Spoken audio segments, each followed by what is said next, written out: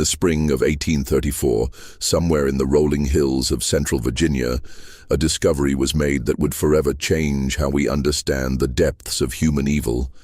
47 children, ages ranging from 6 to 16, were found chained in a basement beneath what appeared to be an ordinary farmhouse.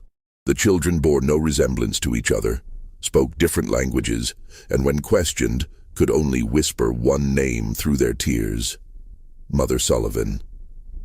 The local sheriff's report, buried for over a century in the Henrico County archives, describes scenes so disturbing that 3 of the investigating officers resigned from duty within a week.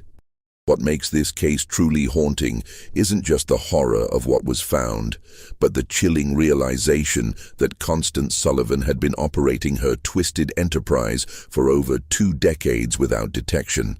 The children called her Mother, but the truth behind that title would prove far more sinister than anyone could have imagined. Before we continue with the story of the Sullivan family and their unspeakable secrets, I want to ask you something important. This channel isn't for everyone, only for the bravest souls who dare to confront the darkest chapters of American history. If you've made it this far, you're not like most people. You understand that some truths are too horrifying to ignore, no matter how much they disturb us. So hit that subscribe button and join our community of true mystery seekers. And tell me in the comments, what state are you listening from? Are you brave enough to hear stories like this from your own backyard? The question that haunted investigators then, and continues to perplex historians today, is how such a massive operation could have gone undetected for so long in a close-knit rural community. The Virginia of 1834 was a land caught between 2 worlds. The old plantation system still dominated the social landscape, while whispers of industrial change drifted down from the north. In this environment, the small farming community of Millbrook, a collection of perhaps 50 families spread across the gentle slopes of Henrico County, represented the typical American rural settlement of the era. Most residents farmed tobacco or corn, traded at Henderson's general store, and gathered for social events at the one-room schoolhouse that doubled as a community meeting hall. The Sullivan property sat on the outskirts of this community, a modest 2-story wooden farmhouse surrounded by nearly 200 acres of prime agricultural land. To any traveler passing along the dusty road that connected Millbrook to Richmond, the Sullivan farm appeared utterly unremarkable. The house itself, built in the Federal style popular during the 1810s, featured white-painted clapboard siding and a wraparound porch typical of Virginia architecture.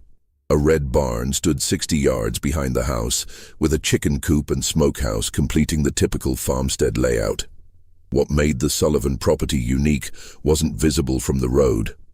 Ezra Sullivan, who had purchased the land in 1809 with money inherited from his father's tobacco fortune, had spent considerable effort expanding the house's basement. While most Virginia homes of the period featured simple root cellars, the Sullivan basement extended far beyond the footprint of the house above. Local craftsmen remembered being hired for various excavation projects throughout the 1810s and 1820s, though none had seen the completed work.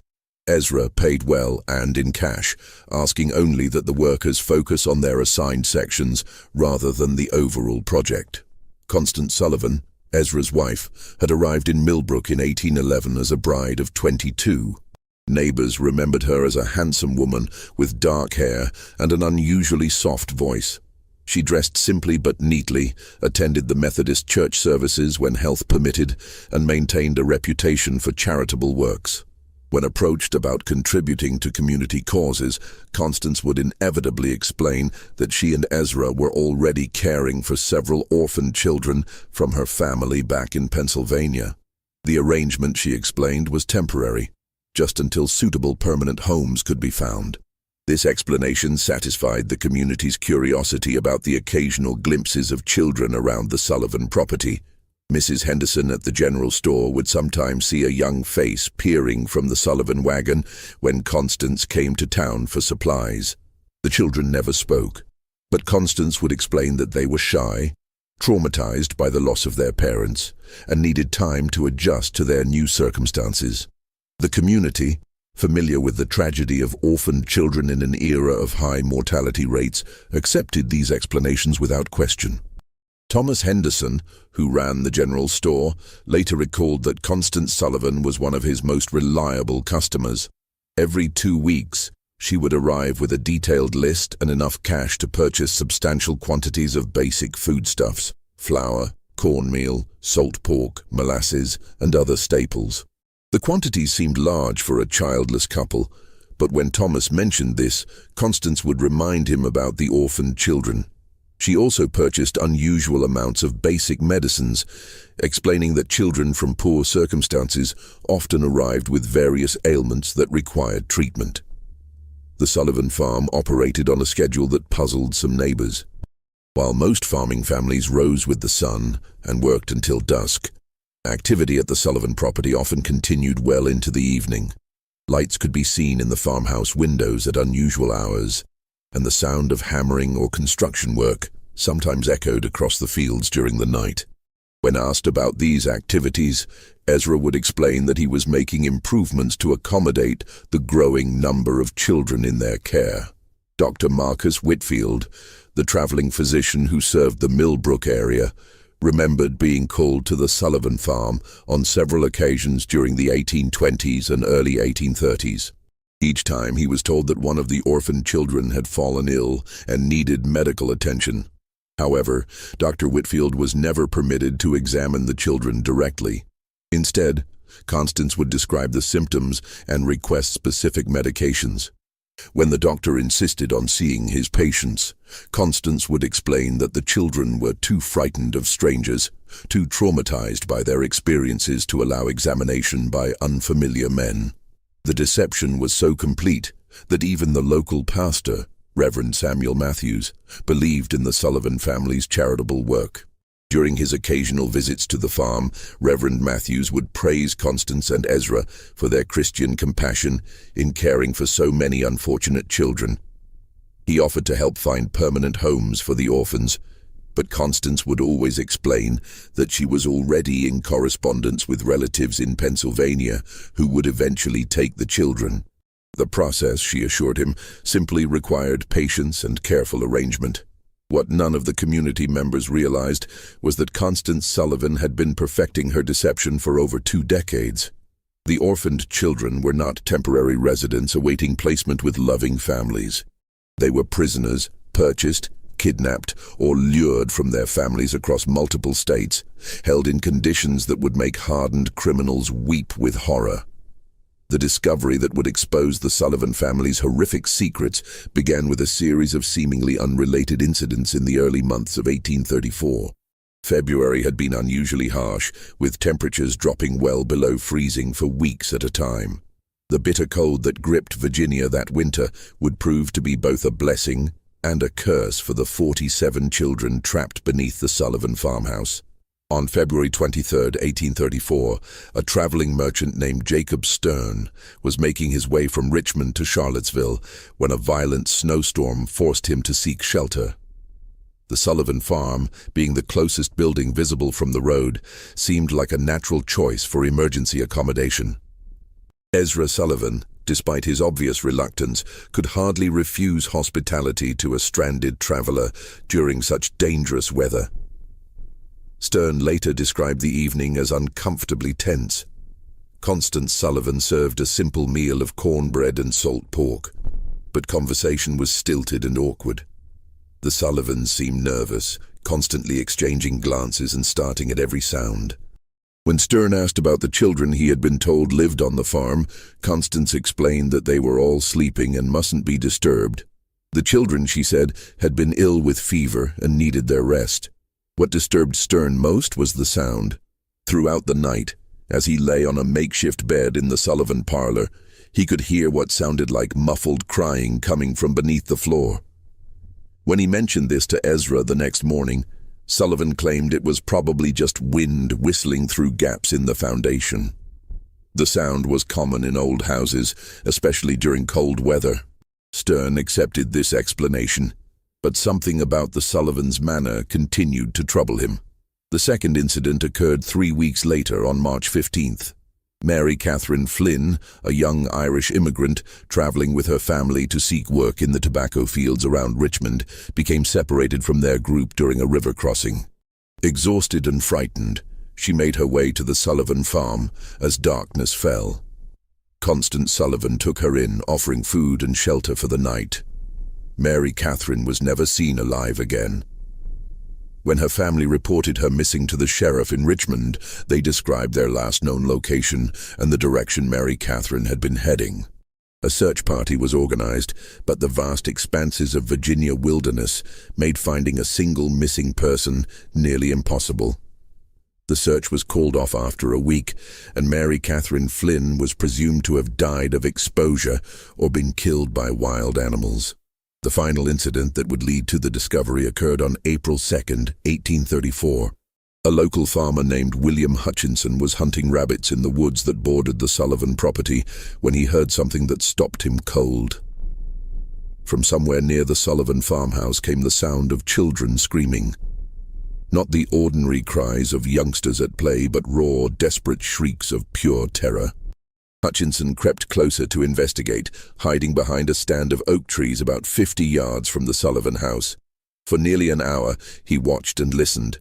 The screaming continued intermittently, always seeming to come from beneath the house rather than from inside it. At one point, he saw Ezra Sullivan emerge from what appeared to be a cellar door on the side of the house. Sullivan looked around nervously, then disappeared back underground. When Hutchinson reported what he had witnessed to his neighbors, opinions were divided. Some suggested that the orphaned children might be more troubled than the Sullivans had indicated, perhaps requiring discipline or medical treatment that could be distressing. Others, however, began to remember odd details that hadn't seemed important before. The unusual amounts of food Constance Sullivan purchased, the strange sounds neighbors occasionally heard at night, the fact that none of the supposed orphans had ever been seen in town or at community gatherings. Sheriff Benjamin Crawford, a veteran lawman who had served Henrico County for over 15 years, initially dismissed the concerns as neighborhood gossip. However, when William Hutchinson approached him directly and insisted on filing a formal complaint, Crawford agreed to investigate. The law required him to follow up on reports of potential child abuse, regardless of his personal opinion of the accusers. On the morning of April 8, 1834, Sheriff Crawford rode out to the Sullivan farm, accompanied by his deputy, Marcus Webb. They arrived just after sunrise, expecting to conduct a routine inspection that would put the community rumors to rest. Constance Sullivan met them at the door, her manner calm and welcoming. She invited the officers inside for coffee and expressed concern about the gossip circulating in the community. The conversation began normally enough. Constance explained again about the orphaned children, showed the officers letters she claimed to have received from relatives in Pennsylvania, and offered to arrange for the children to meet with Sheriff Crawford once they recovered from their recent illness. Everything seemed perfectly reasonable until Deputy Webb asked to use the privy. As Webb walked around the side of the house, he noticed something that made his blood run cold. The cellar door that William Hutchinson had seen Ezra Sullivan using was secured with 3 separate padlocks. Heavy chains wrapped around the door handles, and the wood around the locks showed signs of desperate clawing, as if someone had tried to scratch their way out from the inside. When Webb returned to the house and quietly informed Sheriff Crawford about what he had observed, both men knew they were dealing with something far more serious than community gossip. Crawford politely asked Constance to show them the cellar, explaining that a thorough inspection would help put the rumors to rest. The change in Constance Sullivan's demeanor was immediate and chilling. Her face went pale, her hands began to tremble, and she began stammering about how the cellar was dangerous, how the children weren't allowed down there, how there was nothing to see but old farm equipment and storage. That was when they heard it. From somewhere beneath their feet came the sound of children crying, followed by a weak voice calling for help. The sound was muffled but unmistakable, and it was coming from directly below the kitchen where they stood.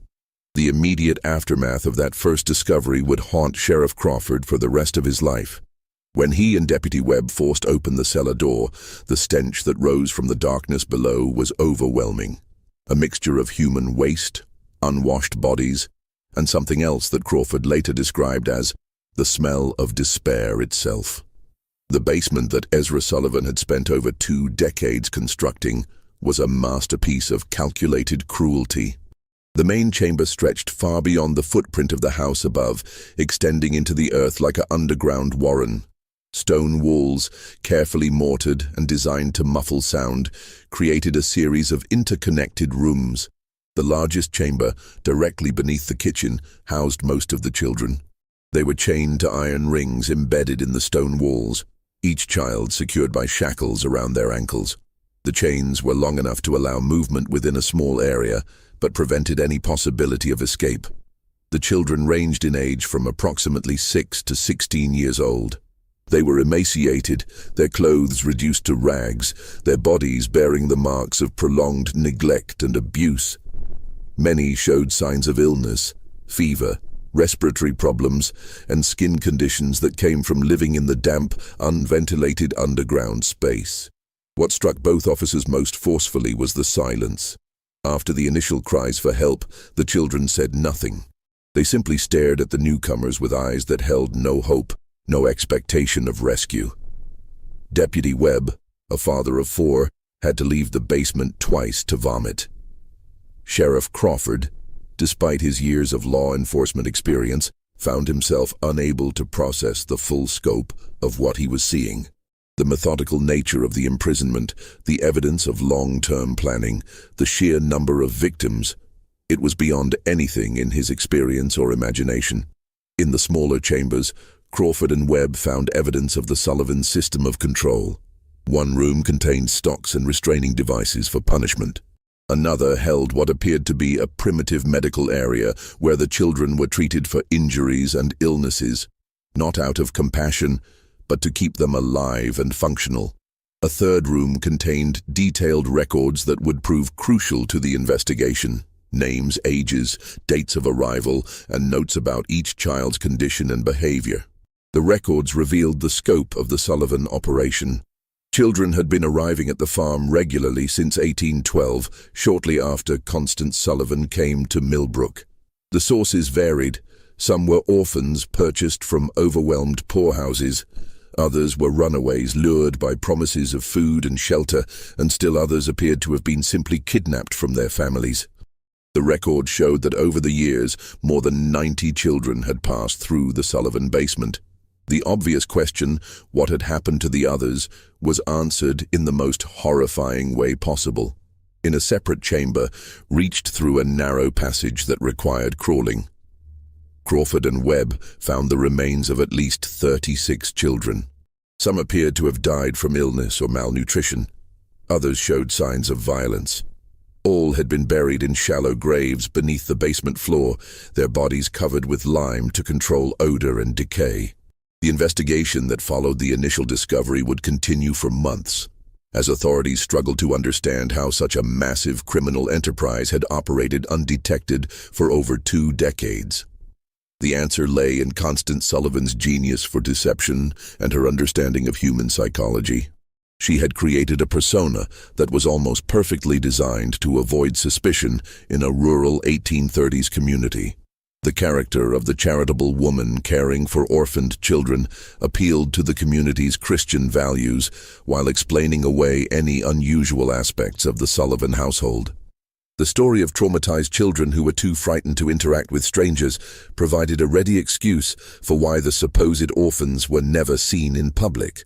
The claim that permanent homes were being arranged with distant relatives explained why the children never seemed to leave the farm. Even more cleverly, Constance had created multiple layers of protection for her operation. The children were taught to call her mother, ensuring that if anyone ever overheard them, it would seem like a natural family relationship. The few times children had been glimpsed by outsiders, they had been carefully coached to remain silent and appear shy rather than terrified. The substantial food purchases were explained by the presence of multiple children, while the medical supplies were justified by the supposed poor health of orphaned youngsters. The physical setup of the operation was equally well planned. The basement construction had been spread over many years, with different workers handling different aspects of the project. No single craftsman had seen the complete layout or understood the true purpose of the modifications. The soundproofing was effective enough that even close neighbors rarely heard anything suspicious, and when they did, the sounds could be explained as ordinary farm activities or the normal noise of children playing. Perhaps most disturbing was the psychological control system that Constance had developed. The children were told that they had been abandoned by their families, that no one was looking for them, and that the outside world was dangerous and hostile. Those who behaved properly were given slightly better food and living conditions. Those who caused trouble were subjected to punishments that served as examples to the others. Over time, most of the children accepted their captivity as simply the way their lives were meant to be. The community's reaction to the discovery was one of complete shock and disbelief. Many residents initially refused to believe that Constance Sullivan, the quiet woman who had lived among them for over 20 years, could be capable of such monstrous acts. Some suggested that she must have been coerced by her husband, or that the whole situation was somehow a misunderstanding. These denials became impossible to maintain as more evidence emerged. The detailed records found in the basement included not just information about the children, but also correspondence with criminal contacts in other states. Constance Sullivan had been part of a network that trafficked in children, buying and selling young victims across state lines. The Sullivan farm was just one operation in a larger criminal enterprise that stretched from Pennsylvania to Georgia. As Sheriff Crawford delved deeper into the Sullivan case, disturbing patterns began to emerge that suggested the operation was far more sophisticated than initially believed. The correspondence found in the basement revealed that Constance Sullivan had been in regular contact with at least 12 other individuals across 5 states, all apparently involved in similar activities. The letters, written in a simple code that was eventually deciphered, discussed merchandise, deliveries, and quality control in language that clearly referred to human trafficking. One letter, dated just 3 months before the discovery, came from someone identified only as A. Morrison in Philadelphia. Morrison wrote that he had 6 new items of varying ages and conditions that would be suitable for your requirements. The letter included detailed descriptions of the children, their approximate ages, and their physical conditions. Most disturbingly, it included notes about their temperaments, which children were compliant and which might require additional training. The financial records painted an even more horrifying picture. Constance Sullivan had been paying between $50 and $200 per child, depending on age and condition. She had also been receiving payments from other locations, suggesting that the Sullivan farm served as both a destination and a distribution point for trafficked children. The total amount of money involved was staggering for the time period. Over $8,000 in transactions over 2 decades, equivalent to several $100,000 in modern currency. Dr. Marcus Whitfield, the traveling physician who had been called to the Sullivan farm on several occasions, became a key witness as the investigation expanded. Under questioning, he revealed that Constance Sullivan had always been unusually specific about the medications she requested. She had detailed knowledge of treating malnutrition, respiratory infections, and other conditions common in severely neglected children.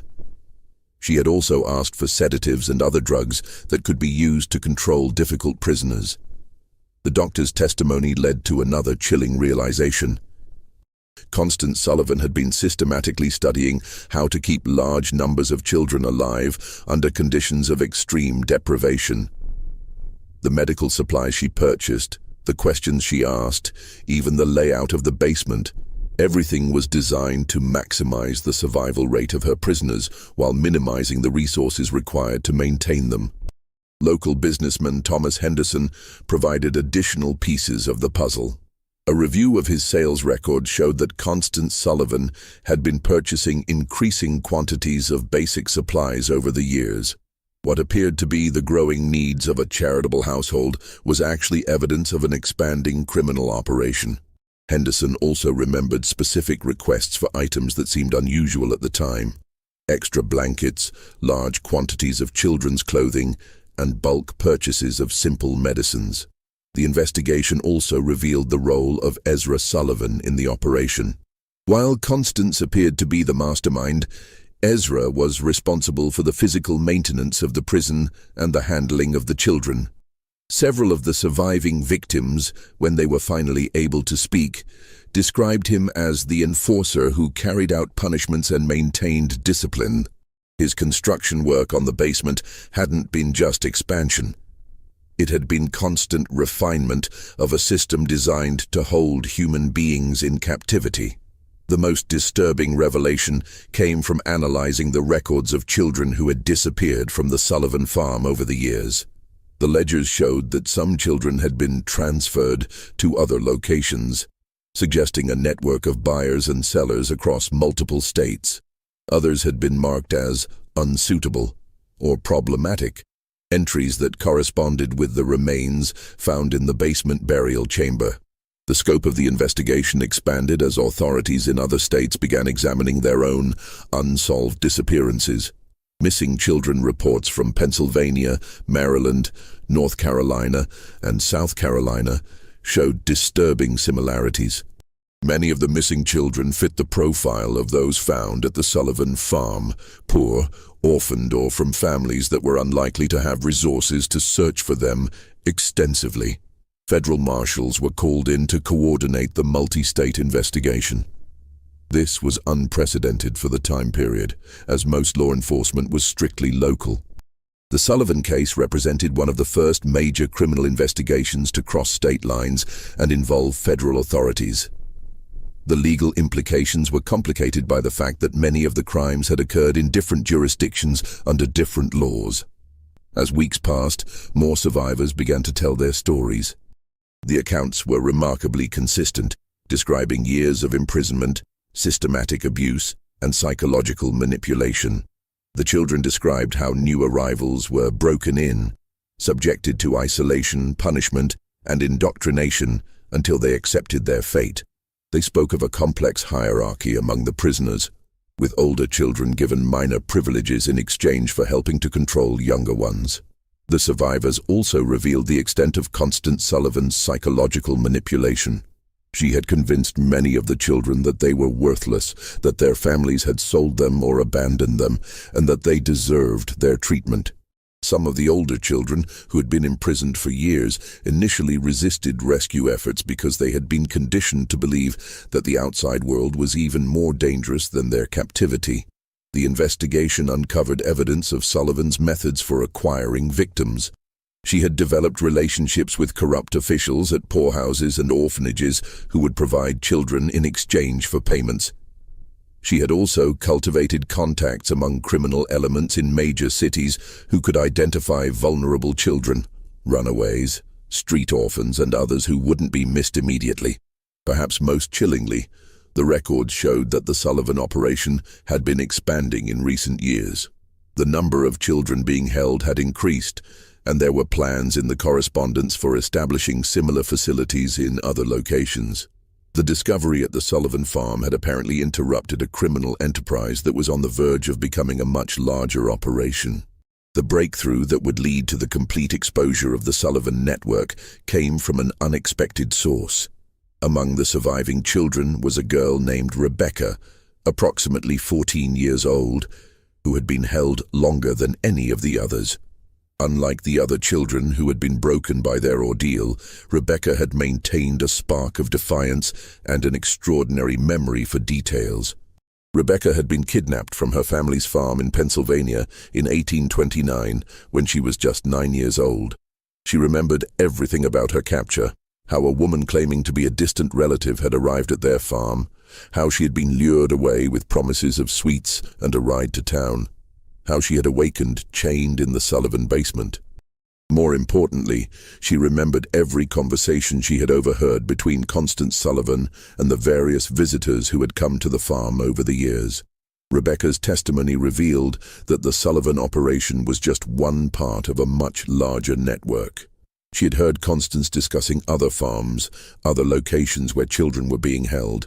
She remembered names, dates, and details about shipments of children being moved between different facilities. Her information provided law enforcement with their first comprehensive picture of the scope of the criminal enterprise. The most significant revelation came when Rebecca described a visit that had occurred just 2 weeks before the discovery. A well-dressed man had arrived at the farm in an expensive carriage, accompanied by 2 other men. Rebecca had been selected, along with 3 other children, to be inspected by the visitors. The man had examined them carefully, checking their teeth, their muscle tone, and their general health like a buyer evaluating livestock. The visitor had ultimately decided not to purchase any of the children, complaining that they were too damaged for his purposes. However, he had left behind a letter containing detailed specifications for the type of children he wanted to purchase. The letter, which was found among Constance Sullivan's papers, described requirements for children of specific ages, physical characteristics, and temperaments. The language was cold and businesslike, discussing human beings as commodities to be bought and sold. The letter was signed H. Blackwood and included a return address in Charleston, South Carolina. When authorities investigated, they discovered that Henry Blackwood was a wealthy plantation owner who had been purchasing children for years, ostensibly as household servants, but actually for purposes that the investigation would reveal to be even more sinister than the Sullivan operation. The Blackwood connection opened up an entirely new dimension of the case. Southern plantation owners, it appeared, had been using the child trafficking network to acquire workers who would be completely under their control. Unlike enslaved people who had some legal protections and whose disappearance might be noticed, trafficked children could be worked to death with no legal consequences. They had no families to search for them, no legal status to protect them, and no hope of escape. The investigation of the Blackwood connection revealed that several other prominent Southern families had been involved in similar purchases. The children were being used not just as laborers, but as subjects for medical experiments, as targets for violent entertainment, and for purposes that the investigators found too disturbing to document fully in their official reports. As the scope of the criminal network became clear, the investigation faced increasing resistance from powerful interests. Several of the families involved in purchasing children had significant political connections and substantial resources to protect themselves. Threats began to be made against investigators, witnesses, and even the surviving children. Sheriff Crawford received anonymous letters warning him to drop the investigation. Deputy Webb was attacked by unknown assailants while walking home from work. Dr. Whitfield found his medical practice suddenly boycotted by several prominent patients. The pressure was clearly designed to intimidate law enforcement and prevent the full extent of the network from being exposed. The situation became even more dangerous when one of the surviving children, a boy named Timothy, who had been providing crucial testimony, disappeared from the temporary shelter where he was being housed. A search was conducted, but Timothy was never found. The message was clear: those who cooperated with the investigation would face severe consequences. Despite the intimidation, the investigation continued. Federal marshals provided additional security for key witnesses and investigators. The surviving children were moved to more secure locations, and armed guards were posted at the Sullivan farm to protect the physical evidence. The case had become a test of whether the American legal system could function when confronted with crimes involving wealthy and powerful perpetrators. The pressure reached its peak when Constance Sullivan herself was found dead in her jail cell. The official cause of death was listed as suicide, but the circumstances were suspicious. Sullivan had been scheduled to testify about the full extent of the criminal network, including the names of all her contacts and customers. Her death eliminated the investigation's most important witness and source of information about the broader conspiracy. The mysterious death of Constance Sullivan sent shockwaves through the investigation team. If powerful interests were willing to eliminate key witnesses, no one involved in the case was safe. The investigation had uncovered a criminal enterprise so vast and so well connected that it posed a threat to some of the most prominent families in American society. Just when it seemed that the investigation might be derailed by intimidation and violence, an unexpected development changed everything. A former employee of Henry Blackwood, motivated by guilt over what he had witnessed, came forward with evidence that would blow the case wide open. The employee, a man named Samuel Pierce, had worked as an overseer on the Blackwood plantation and had detailed knowledge of the children who had been purchased from the Sullivan network. Pierce brought with him documents that proved the connection between the Sullivan operation and the Southern buyers. More importantly, he had witnessed the fate of many of the children who had been sold to plantation owners. His testimony would provide the final pieces of the puzzle and expose the full horror of what had been happening to America's most vulnerable children. Samuel Pierce's testimony before the federal grand jury in Richmond would go down as one of the most disturbing accounts in American legal history. Pierce, a man in his 40s with weathered hands and haunted eyes, had worked for Henry Blackwood for over a decade.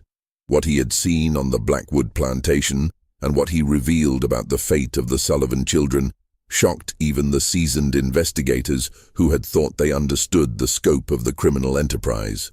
Pierce described how the Blackwood plantation operated two separate systems. The main plantation used enslaved labor for cotton production, operating under the typical, though brutal, economic model of Southern agriculture. However, Blackwood had also established what Pierce called the experimental quarters, a separate facility where the trafficked children were held for purposes that had nothing to do with agricultural production. The children purchased from the Sullivan network were used as subjects for medical experiments that Blackwood conducted with several associates, including 2 physicians from Charleston Medical College. The experiments were designed to test the limits of human endurance, to study the effects of various drugs and treatments, and to satisfy the scientific curiosity of men who viewed the children as laboratory animals rather than human beings. Pierce's most damning testimony concerned the detailed records that Blackwood maintained of these experiments. The plantation owner had documented everything: the children's reactions to different treatments, their survival rates under various conditions, and the progression of diseases that were deliberately introduced to study their effects. The records showed that Blackwood and his associates had been conducting systematic torture disguised as medical research. The testimony revealed that at least 37 children from the Sullivan network had been sold to Blackwood over the years. Of these, only 4 had survived long enough to be transferred to other buyers. The rest had died as a result of the experiments, malnutrition, or the brutal working conditions in the experimental quarters. Their bodies had been buried in unmarked graves in a remote section of the plantation. Pierce also provided information about the broader network of buyers.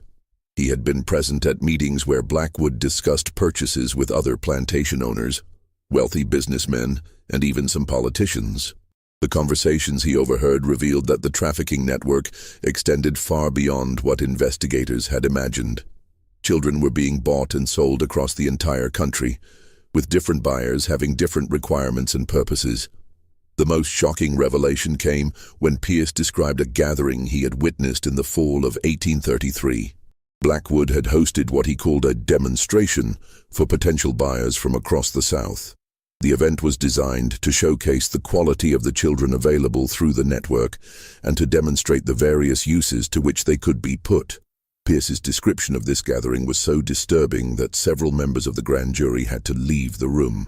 The demonstration had included displays of the children's ability to perform various types of work, their responses to different forms of punishment and control, and their suitability for different types of exploitation. The buyers had been encouraged to examine the children closely, to test their reactions, and to place orders for specific types of victims. The entire event had been conducted with the casual, businesslike atmosphere of a livestock auction. Pierce's testimony also revealed the financial scope of the network. The prices paid for children varied dramatically based on their age, physical condition, and intended use. Younger children, who could be more easily controlled and conditioned, commanded higher prices. Children with specific physical characteristics or abilities were sold at premium rates. The total amount of money involved in the network was estimated to be in the hundreds of thousands of dollars, a fortune for the time period. The investigation team used Pierce's information to coordinate raids on multiple locations across the South. Federal marshals working with local law enforcement simultaneously struck at plantations, warehouses, and other facilities where trafficked children were being held. The raids were conducted in secrecy to prevent the destruction of evidence and the escape of key perpetrators. The results of the coordinated raids were staggering. Over 100 additional children were rescued from various locations. Physical evidence was seized that documented the full extent of the trafficking network, including financial records, correspondence, and detailed logs of purchases and sales. Several prominent individuals were arrested, including Henry Blackwood, 2 physicians from Charleston Medical College, and a state legislator from Georgia, who had been one of the network's best customers. The evidence seized during the raids painted a picture of systematic evil that shocked the nation. The trafficking network had been operating for over 30 years, had involved dozens of major buyers and sellers, and had victimized hundreds of children. The level of organization and sophistication was unprecedented for any criminal enterprise of the time period. The medical experiments conducted by Blackwood and his associates were documented in horrifying detail. The record showed that the experimenters had deliberately infected children with diseases to study their progression, had tested various poisons and toxins, and had conducted surgical procedures without anesthesia or proper medical training. The children had been treated as disposable research subjects, their lives valued only for the scientific knowledge that could be extracted from their suffering. The investigation also revealed the corruption that had made the network possible. Officials at orphanages, poorhouses, and local governments had been bribed to provide children or to ignore their disappearances. Judges had been paid to declare children abandoned or to approve adoptions that were actually sales. Even some law enforcement officials had been involved in covering up evidence and intimidating witnesses.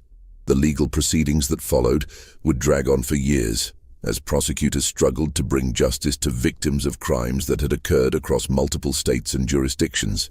The complexity of the case, combined with the wealth and political connections of many of the defendants, made prosecution extremely difficult. Several key defendants escaped conviction on technical grounds or through the influence of powerful allies. However, the public exposure of the trafficking network had profound effects that extended far beyond the legal proceedings.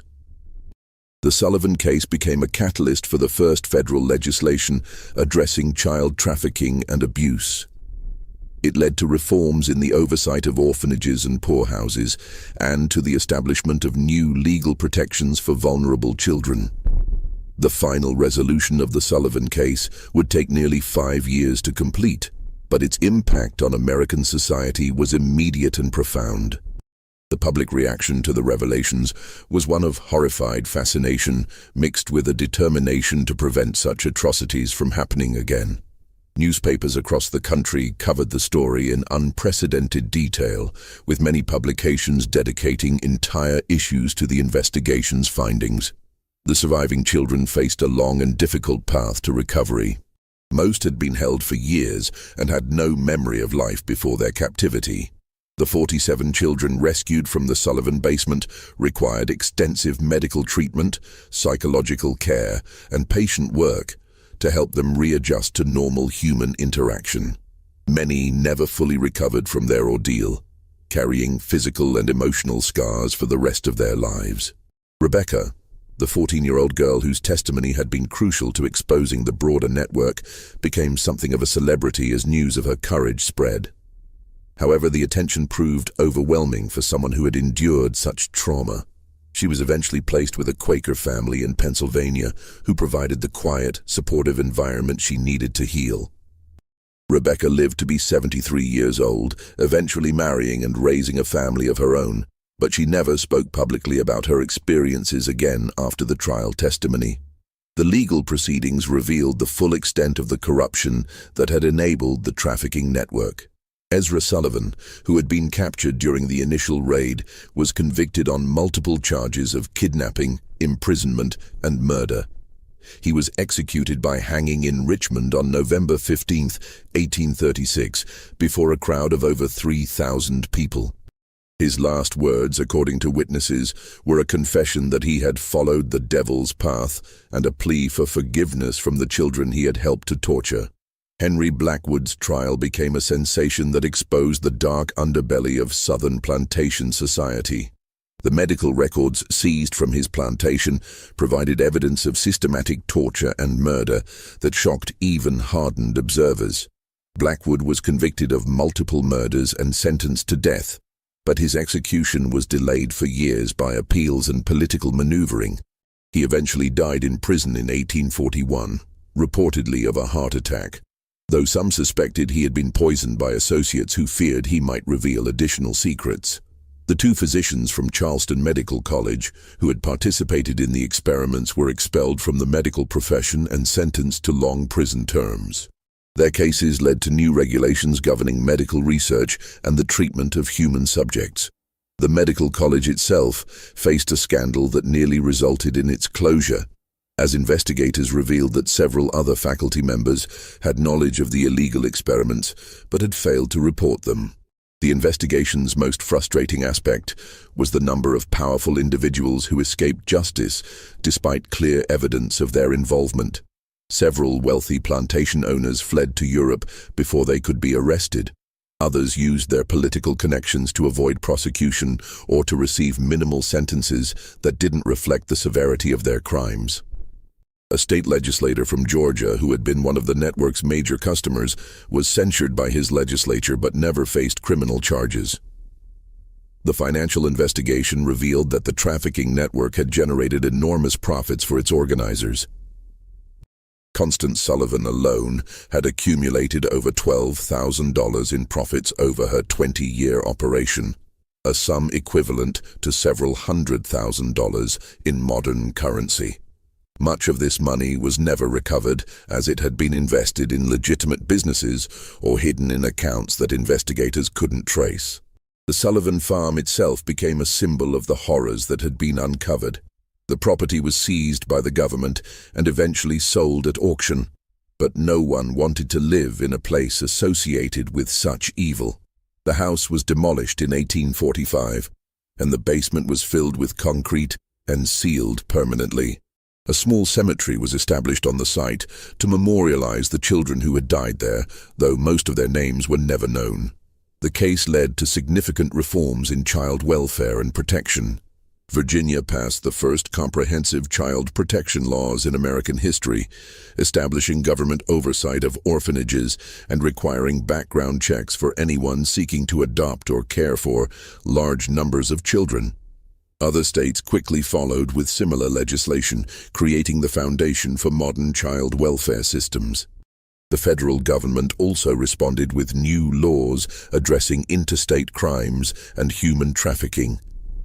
The Sullivan case had demonstrated the limitations of state-by-state law enforcement when dealing with crimes that crossed jurisdictional boundaries. New federal statutes gave marshals expanded authority to investigate and prosecute trafficking cases, establishing precedents that would prove crucial in later criminal justice developments. Perhaps most importantly, the case changed public awareness about the vulnerability of children and the need for systematic protection. The romantic notion of the charitable individual caring for orphaned children was replaced by a more realistic understanding of the need for institutional oversight and legal safeguards. The phrase, "another Sullivan case," entered common usage as a warning about the potential for abuse in situations involving vulnerable children. Dr. Marcus Whitfield, the physician who had unknowingly enabled the Sullivan operation through his medical consultations, dedicated the rest of his career to child welfare. He established free clinics specifically for orphaned and abandoned children, and became an advocate for reforms in medical practice that would prevent physicians from being manipulated by criminals. His later writings on medical ethics were influenced heavily by his experience with the Sullivan case. Sheriff Benjamin Crawford, who had led the initial investigation, was promoted to federal marshal and spent the rest of his career pursuing similar cases. He became one of the first law enforcement officials to specialize in crimes against children, developing investigative techniques and procedures that would be used for decades. Crawford's detailed reports on the Sullivan case became required reading for law enforcement officers across the country. The children's stories, as they emerged over the years, revealed the full scope of human resilience and the long-term effects of systematic abuse. Some, like Rebecca, were able to build relatively normal lives with proper support and care. Others struggled with mental illness, addiction, and other problems that stemmed from their traumatic experiences.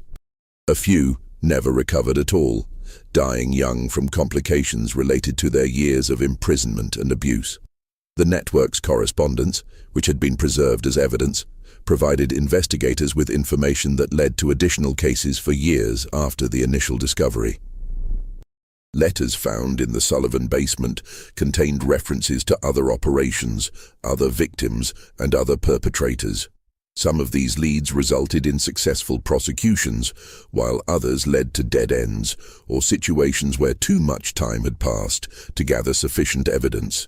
One of the most haunting aspects of the case was the realization that the Sullivan operation had been just one part of a much larger system of exploitation that had existed largely undetected for decades.